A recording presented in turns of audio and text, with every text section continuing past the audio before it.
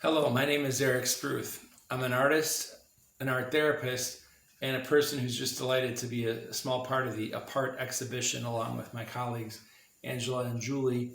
I want to thank you both for an amazing year of exchanging art and motivating each other to consistently produce something different. Before we did this show, how did you prioritize making art? Did that priority change after taking part in this commitment for 10 months? It definitely did. I produce a lot of art as an example to my clients in the art therapy programs. And that's different. I do genuine art. I'm making something that's real. But generally, I'm aware of the fact that I'm with them and I'm really displaying behavior that I'm trying to promote and help people feel more comfortable with. As far as my own comfort level, I do dedicate a lot of time to being creative, working with different medias. I love photography. I love photographing my family. Our adventures and editing on my phone is just a dream come true. I used to buy film and write out coupons at Walgreens and wait to edit it or wait to process it. So the fact that you could do that on your phone has allowed me to really expand my thirst and love for photography. But other raw medias like tattooing, painting murals, working with materials that I'm familiar with, like collage, is something that I enjoy doing privately. Some of my stuff can be disturbing. And the exchange with each of you, I hope, didn't disturb you at any point. But I did feel a freedom to, in our friendships and our knowing of each other, to make things that I wouldn't make otherwise. And the format of the 8x10 was really helpful because it was something I knew I could sit down and produce a piece. Receiving each of your artwork and living with your art along the process was really motivational for me to feel like I wanted to reciprocate. So I get your piece and I tell myself, I put it on my calendar, like Monday, Tuesday, finish a piece and get it in the mail by Wednesday. So it did affect me a great deal, and I really enjoyed it. I actually kind of miss it now. We haven't done anything for, I think December we stopped, and nothing for January. So I actually miss it. I miss exchanging art with you both. Describe how this art by mail or exchange process affected you, especially during this pandemic. Didn't I just answer that question? Describe how this art by mail exchange process affected you, especially during this pandemic. We started this at a tiki restaurant out here in Riverside. Angela, Drake, and I were sitting around talking, and we see each other very infrequently. Last time was like a formal presentation at your facility about the Sacred program.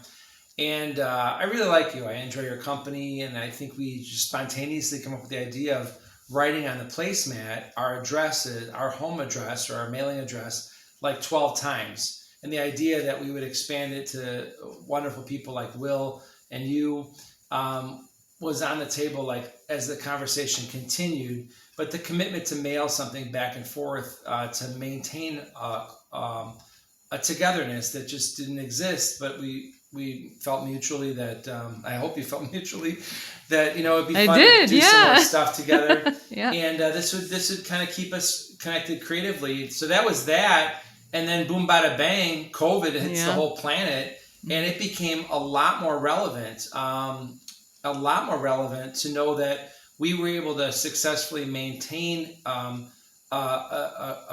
powerful communication, a creative communication, to have an outlet to express our feelings. Both of you talked about COVID in your artwork. My stuff's just all, disturbing and weird.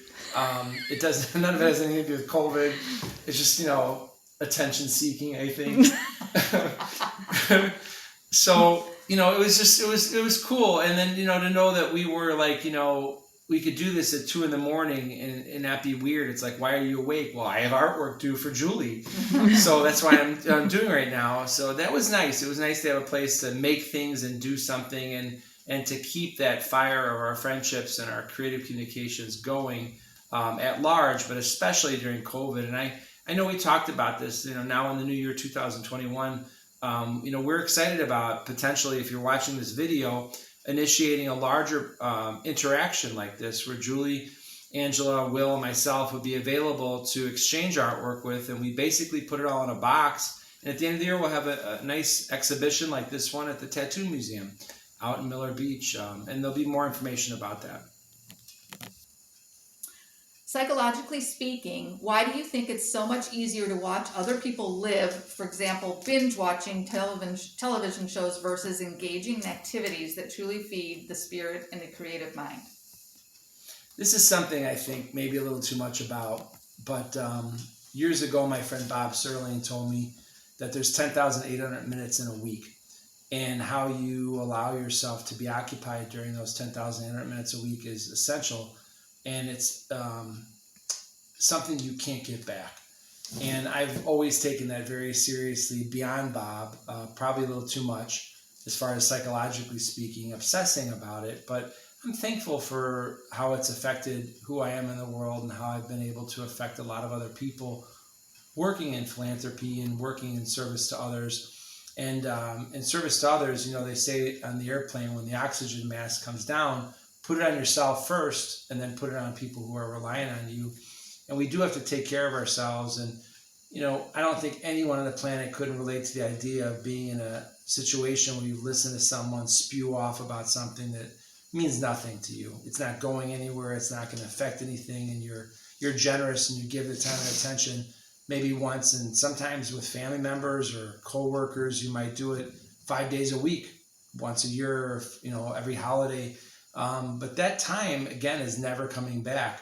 And we do have a choice, and we have a freedom to learn from those experiences and exercise our right to focus our time and attention on things that matter. And I recently put myself through an experience to have more empathy and excitement to binge watch a Netflix series called Atypical, about a young man who has some form of the spectrum. So he's inside the spectrum, and he's working to get outside the spectrum, which is something I personally can relate to. And it's completely possible. But you internalize pathology vicariously through other people.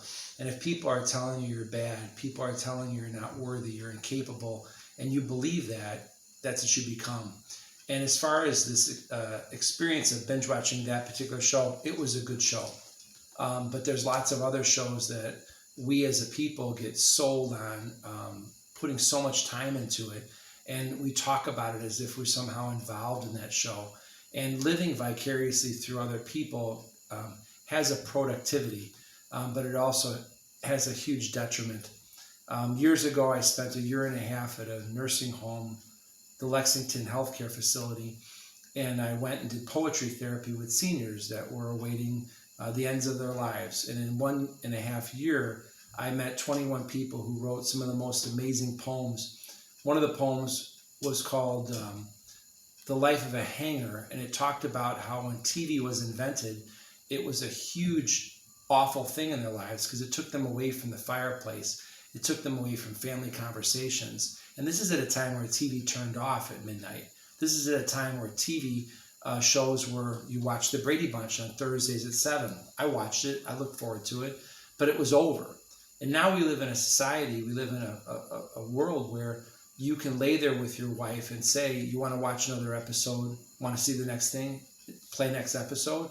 And you're unconsciously make a decision not to spend time with each other in the night, to fall asleep. You're as young people, my own children, hit that play button, the next episode, and they're I think being tricked into watching more of other people live versus living. And speaking of my kids, I did this experiment this weekend, and I watched 908 minutes of a very good program, thankfully, Atypical. I highly recommend it. Check it out. It's on Netflix. But that's 908 minutes, and I told my kids what I was doing. They asked me how the show was going. I was a little less available than I typically am. And after the weekend was over, I explained the math, and I explained the math as it related to other things we did. Went sledding, went for a walk, cooked together. And I said, would you be interested to have a parent, me, spend more time watching other people live, living vicariously, or would you prefer that I maintain a relationship with you? And it was a powerful moment for me as a father. And I think more importantly, it was a powerful moment for my kids to exercise a choice to say that they'd rather spend time together. And that's, again, like Bob told me when they were born, 10,800 minutes a week, that's all you get. And it seems like a lot of money in the bank, but when those minutes keep ticking away with some bonehead who's just wasting your time, or some successful ad campaign to make you think that you'd be happier if you watch this show, or you'd be happier if you go buy this product. I think a lot of us are getting tricked. And I could have got tricked this weekend. It could have been a awful show. It just turned out to be a good one. So I think it's important to put your time and attention in something that matters. And my time and attention shared with each of you through the United States Postal Service and now here at the Expressions Graphics Gallery has been an amazing time. All the work that's, if you want to pan over, all the work that's here is for sale. They're all $20.20.